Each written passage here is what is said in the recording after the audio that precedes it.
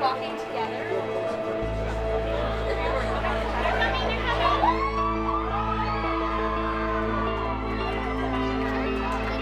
There's no understating what's happening here, the phenomenon that's been growing. The expectations building to a feverish pitch.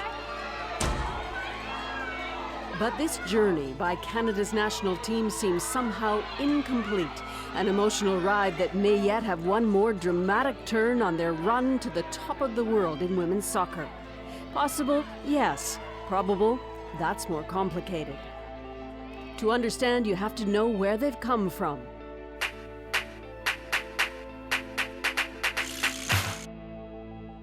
The lead up to this World Cup has not been without drama. Rome, the spring of 2011. A confident Canadian team under an experienced Italian coach trained hard to take on the world. But the last World Cup started badly for Canada with a loss to Germany and only got worse. Ranked 6th going into the tournament, they crashed out in the first round. Devastating for captain Christine Sinclair. We had the worst game I think I've ever seen our national team play against France, and just like that, you're out. You looked heartbroken. Yeah. How do you chase those ghosts away? World Cups, they come around once every 4 years. You train your whole life for them, and to sort of crash and burn the way we did, you spend some time thinking about the what ifs. What did we do wrong? What could we have done differently? But not for long. The Italian coach was soon out, an Englishman was in. The London Olympics and more drama loomed. It's Christine Sinclair! Sinclair! It's a hat-trick for... In the semi-final, Canada was pushed hard, and after a controversial call, the Americans won in overtime. It is heartbreaking for Canada. 2 days later, an emotional comeback for Canada when midfielder Diana Matheson, with only moments left, side-footed the ball, sealing the Olympic bronze. Matheson! Is that the goal that wins bronze for Canada? Diana Matheson in stoppage time.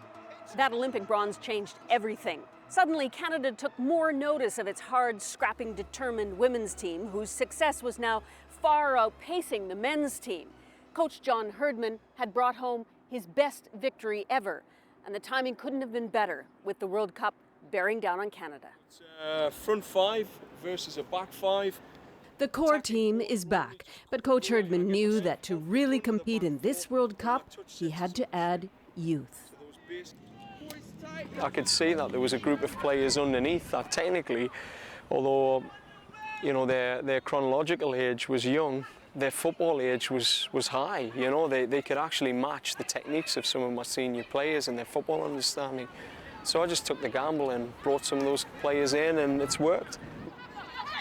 Young players have really lifted the senior players up because they have no fear.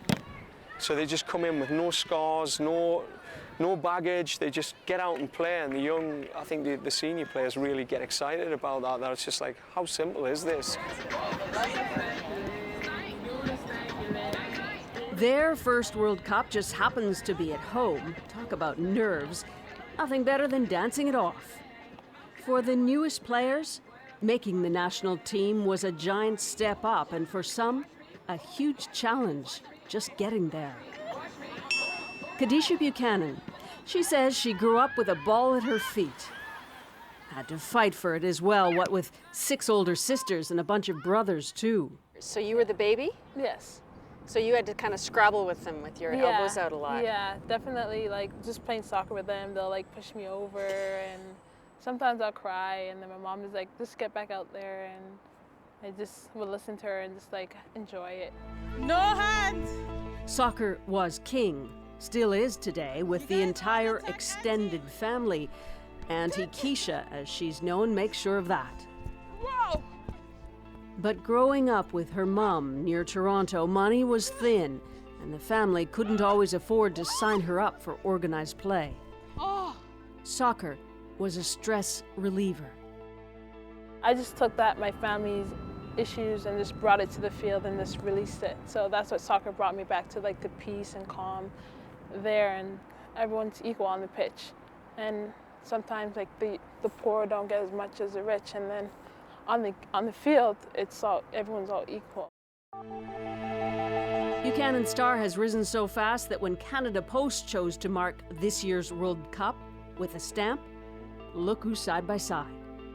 The woman many call the game's greatest player, right beside the woman some believe is Canada's next greatest player. She's absolutely one of the best defenders in the world, and she's only 19. Best defender Canada's ever produced. And you talk about like one individual that's able to shut down like an opponent's top goal threat. She's it. Christine Sinclair just told me you're one of the best defenders, if not the best defender in the world. No pressure. No pressure. Well, I just take that as an opportunity to be the best. Buchanan's journey with this national squad is just beginning. For others, much, much closer to an emotional end. Karina LeBlanc, 35, so veteran now. She jokes about being the mum on the squad. Oh, thank you for coming. But this month, relishing every moment of what is her final campaign on the international stage. Have you guys ever even been on turf like this? She's retiring from the national team after this World Cup. This is my office. This is my home. This is what I protect. With another Olympics just a year away, she made a tough decision. But after 17 years in the net, it's the right place and the time to go, she thinks, leaving women's soccer in Canada in a much better place. I mean, there used to be 4 people, 6 people at games. It would be them and a couple other people. But when you saw it tonight, it was sold out. And I think that's what's special when you're singing the national anthem and you're looking up and you're seeing the kids. It's the grandparents, it's the parents, it's everyone just so passionate about being Canadian. I don't know if there's a better way to go out. And then there's the captain. Christine Sinclair, one of the world's marquee players. With this World Cup at home, much is being made about Sinclair's unfinished business from the last one. A score to settle. Just ask Coach Herdman, who insists the whole team wants to win in Vancouver, partly for Sinclair. The dream is for her to be lifting that trophy at BC Place in her hometown, you know, and sort of coming to the end of her career, the back end, you know, you want it to be just the perfect experience for her. Is it your last World Cup? No. No? Come on. No. No. So Olympics in Rio? Absolutely. I think people would be crazy to stop after the World Cup, knowing that the Olympics are literally less than a year away. Certain players are lucky in terms of injuries, and I think that's a big one. And for me right now, as long as I stay healthy, yeah, I'm going to keep playing.